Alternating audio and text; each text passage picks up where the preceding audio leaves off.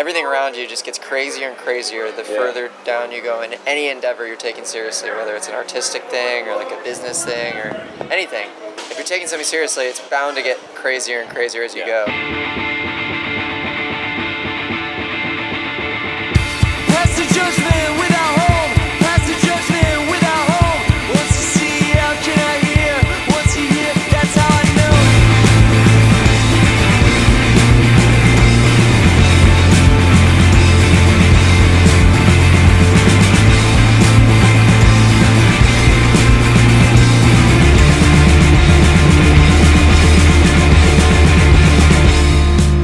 Ben Stellar began in the minds of two high schoolers in Michigan. When they left for NYU in the fall of 2017, they took their project with them and breathed new life into it upon making friends with other like-minded creatives who would eventually become the rest of the band. After lots of gigging and a number of well-received singles, the band put out their first EP, which was a big hit in the UK. It landed them opening slots for bands like Fontaines D.C, Shame, the 1975. Right now, they're accompanying Fontaines D.C through North America before going back overseas to headline for European audiences who are at this very moment eagerly awaiting the band's arrival. Because in June, Ben Stellar released their debut album, Scream, from New York, New York. Past the judgment without home, past the judgment without home. Once you see, how can I hear? Once you hear, that's how I know. Past the judgment without home, past the judgment without home. Use the head or use the heart. If I see, that's how I start.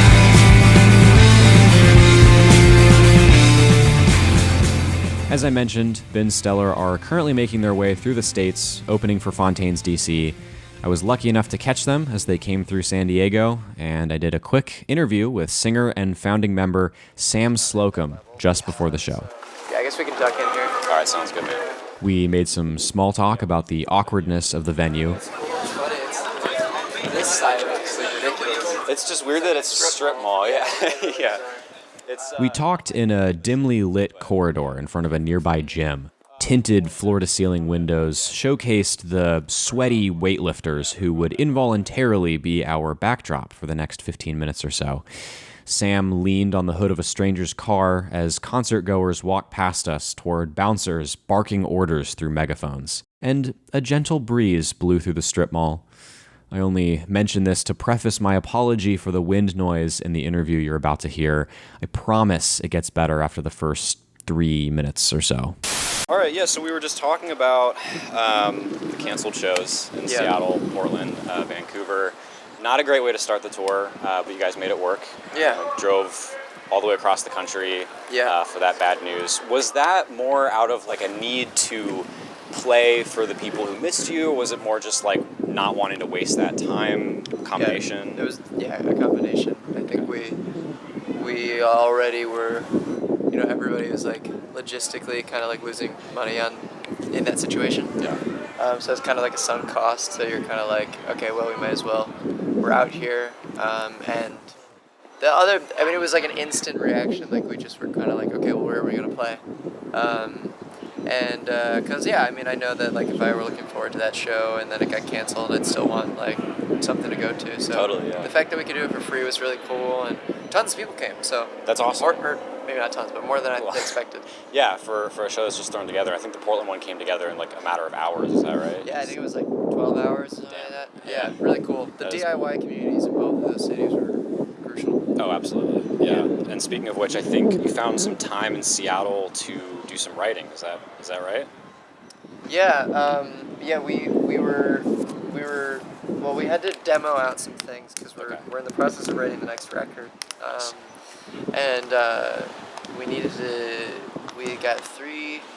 We have a bunch of demos, and 3 of them we were trying to like get to the next level, I guess.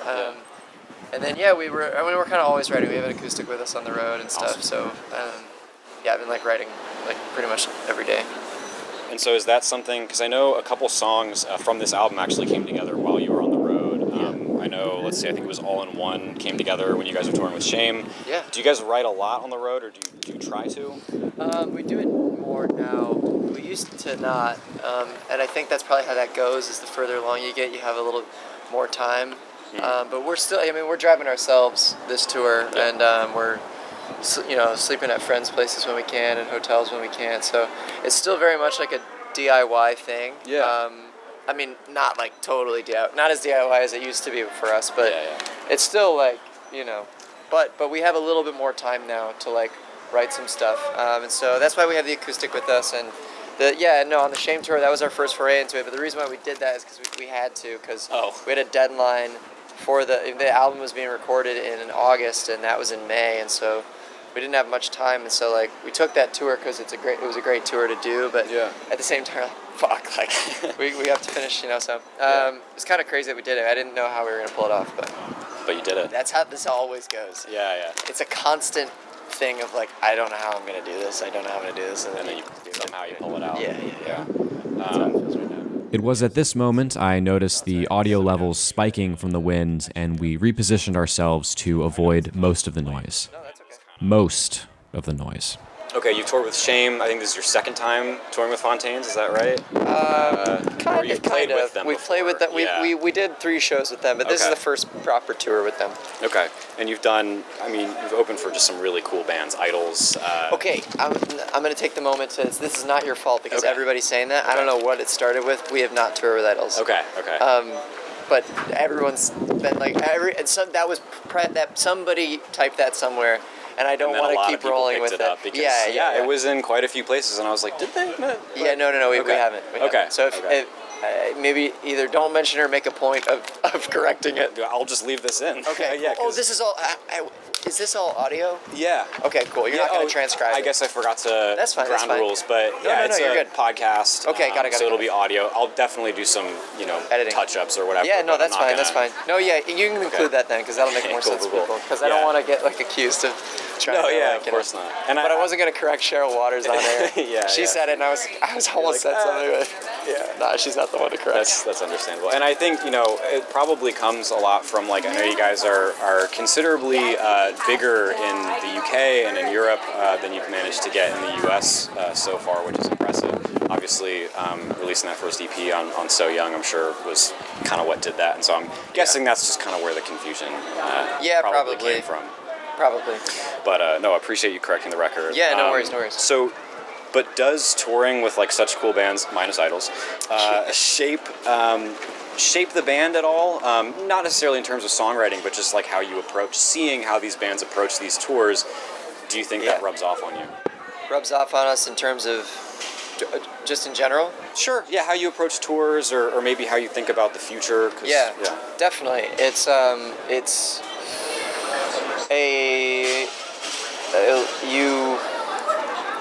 you pick up something from every single experience on the road, and we're constantly learning and we're constantly growing, and so with I think back to the tours that we did at the very beginning, and how much you're just learning. It feels like every single second a new lesson, and then now it feels like you start to get a little bit of a better handle on it. But yeah, there's still even today, the sound check we did today and the sound check yesterday, there was stuff where I was like, oh, okay, it's a little bit new. Yeah. and I think the biggest thing is learning how to go with the flow and roll with things. And today, I was wanted to freak out in the car at one point. I was really upset and wanted to bang my laptop into something. I was like, yeah. And you just take a deep breath but it gets tough. It's tough when you're so with the 75, that was such a big production. We learned a lot about just scale and how crazy it can get. Yeah. And this is, I guess, kind of crazy too, but they're just still on totally, and everything is so relative, But, yeah, I guess that's probably interesting. Yeah. Okay. And then speaking of the album, I understand that it's sort of you guys have made a point before to say that, okay, we don't have a sound, or we're not shooting for a particular type of genre, or people will say that it's very clearly very put together body of work. It's got like a theme to it. And I know you guys have said, well, not so much. You've just sort of created and it found its way there.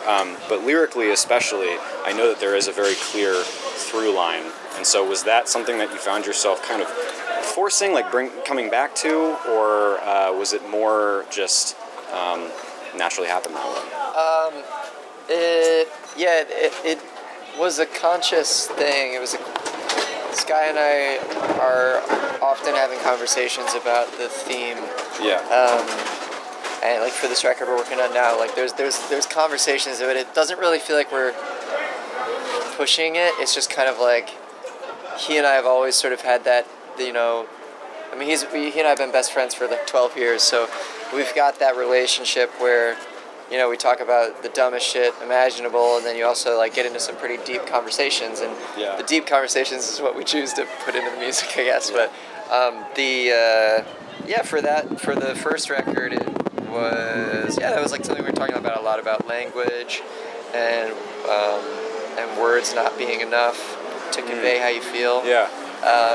And we were both kind of like getting into that idea, and then I had that pun, Scream from New York, New York, which is like a play on Theme from New York, New York. Right. And I come up with that like years ago, and then he like brought it back up, and he was like, what if we called it that? And then everything kind of tied together. But the lyrics, like, I was never trying, I think it would get really boring if like every single lyric tied back into the theme. So I kind of like took it more as like, okay, this is the theme, and now I'm just gonna like create vignettes, and like the title of the movie is Scream from New York, New York, and like these are like, it's sort of like a Jim Jarmusch movie. That's the way I think about it, is that you've got like these characters in different songs, and they're all playing a part, and like having that make sense to the listener. Okay, cool.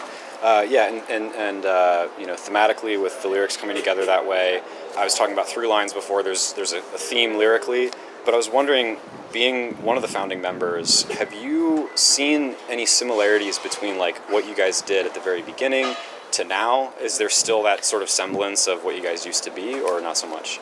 Yeah, 100%. Okay. It's like honestly, we get, the further along we go, it feels like we're kind of in a circle, like back to what it was at the very beginning, which I think is a really beautiful thing, and I'm really, really happy about that. But yeah, it's still just like, I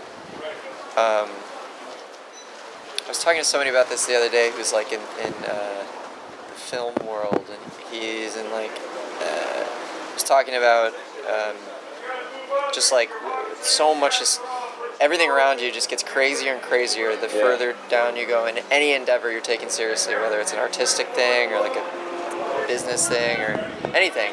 If you're taking something seriously, it's bound to get crazier and crazier as you go.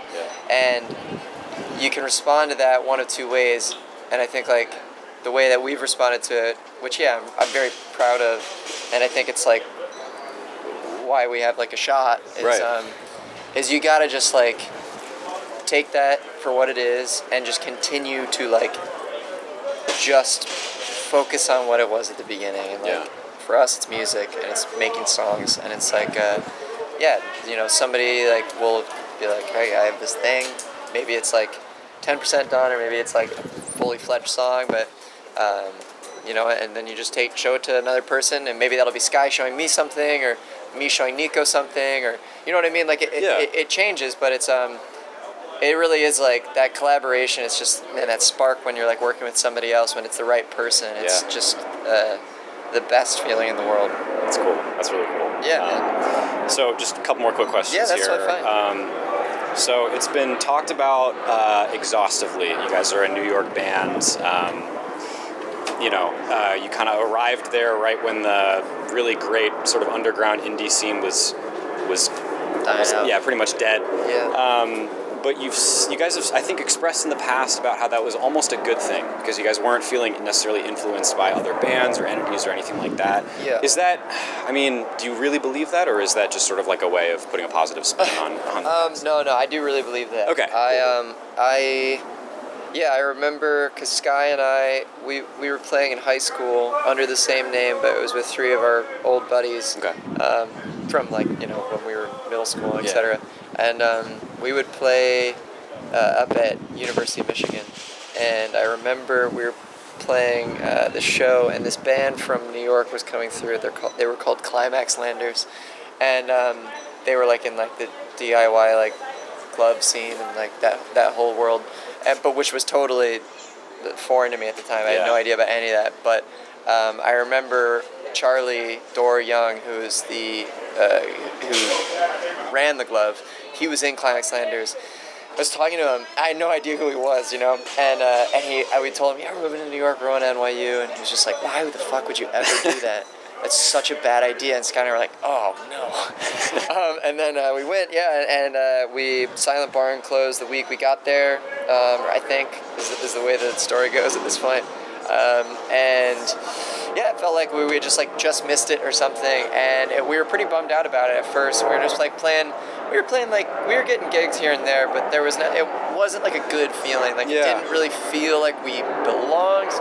And we were still finding ourselves though. Like we weren't good. Yeah. And like we were, you know. So I don't know. Like I think it's easy to kind of point the finger at everything around you and be like, there was no scene or whatever. But I don't think like even if there was a scene, I don't think we would have had any place in it until we kind of like figured out what the fuck we were doing. Yeah. But I do think it was like I think it's a positive thing, because like there wasn't anybody like, it's like that Daft Punk song, the Giorgio Moroder. There was no concept of what to do, but it didn't. Yeah, I just felt like we could kind of like do our own thing, and like we started like renting out peer spaces online, and then we would like do like our own shows there.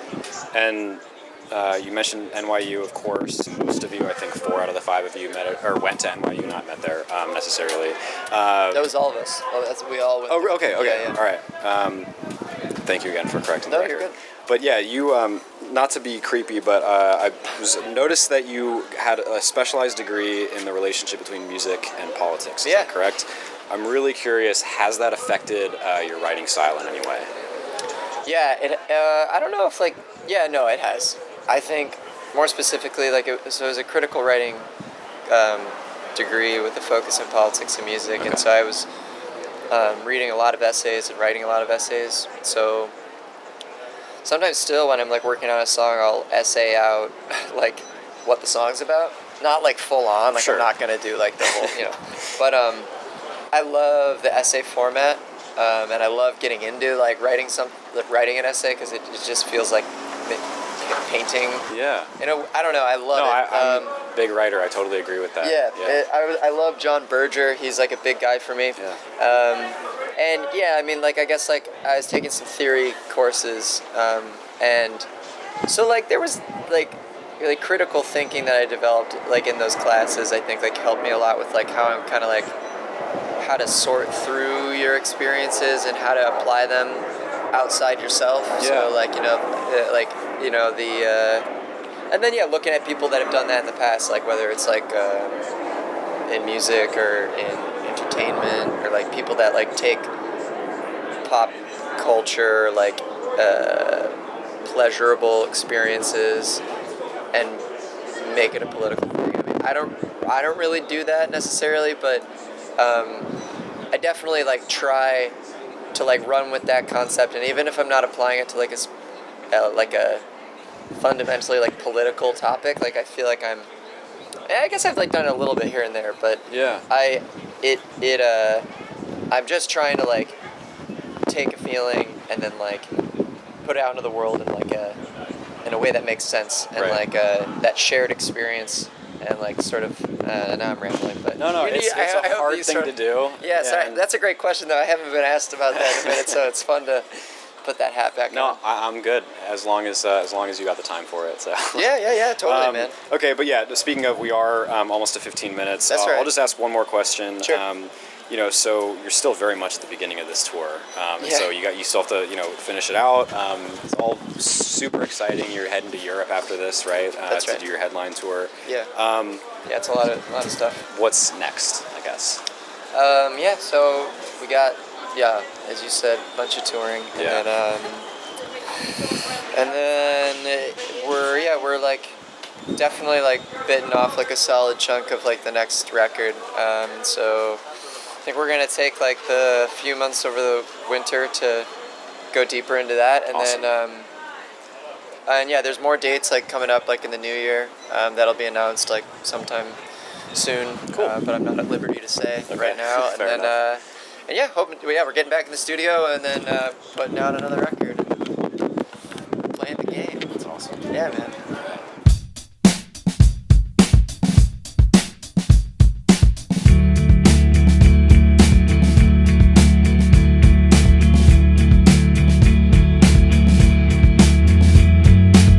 I always love a good in-person interview. It's more engaging, less work for me on the back end. But Sam was a great chat and even thanked me for my time after we were done. Class act, that guy. Look, I'd tell you to get out and see Ben Stiller before the tour is over, but I think most dates in the US have sold out by now, so hope you got your tickets. Anyway, thank you so much for listening, and go check out Scream from New York, New York if you haven't yet. You'll be glad you did. I found it easier